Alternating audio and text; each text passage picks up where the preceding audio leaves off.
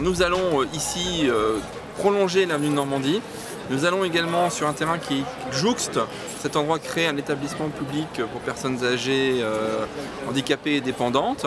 Et tout ça s'inscrit dans le projet de rénovation urbaine globale de la Méno, dont l'objectif est de désenclaver le quartier, travailler sur la qualité des espaces publics, notamment des espaces verts, des squares, des voiries, des circulations, et évidemment travailler sur le bâti et le logement et les conditions de vie des personnes. Mais nous pensons que pour qu'une rénovation urbaine soit efficace, il ne suffit pas de travailler sur la pierre, sur le béton, sur l'urbain, il faut aussi travailler sur l'humain, s'intéresser à la mémoire, au parcours de vie de ses habitants, c'est ce que nous avons fait dans cette tour. On a eu des traits d'union à la fois entre le passé de cette tour, son présent, entre les histoires de vie des habitants et les artistes, entre les habitants de la Méno entre eux, et puis entre tous ceux qui sont venus découvrir ces ateliers d'artistes, qui ont découvert ou redécouvert le quartier de la Méno, donc entre les habitants de la Méno et les habitants d'ailleurs. L'idée c'était vraiment ça, faire des traits d'union, et je crois que nous y avons complètement réussi.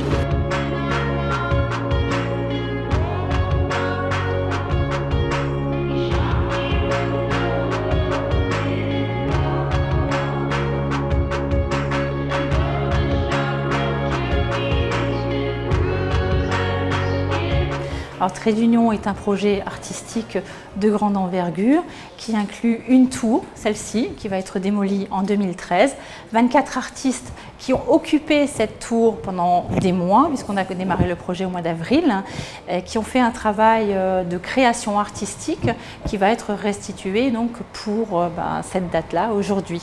À côté de ça, on a aussi des artistes qui sont intervenus sur des ateliers à thème, des artistes qui sont intervenus sur les extérieurs, les façades et qui interviendront aussi sur la performance et les événements musicaux.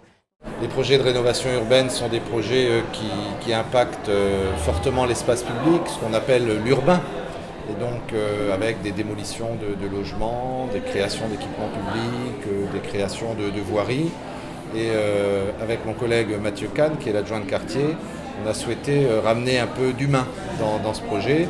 Et donc c'est la rencontre de deux itinéraires en fait. C'est le projet de démolition et ce projet de zone artistique qui à un moment ont fusionné et ça nous donne quelque chose d'absolument extraordinaire. Sans Plus Habitat, ce projet n'aurait pas pu voir le jour, en tout cas pas ici. Donc Plus Habitat a mis à disposition un peu plus d'une vingtaine de logements, a pris en charge les frais, ce qu'on appelle les charges, l'électricité, l'eau. Et donc voilà, ça donne ce qu'on peut admirer aujourd'hui. Compte tenu de la réussite, sans doute qu'on a envie de continuer ce chemin tous ensemble.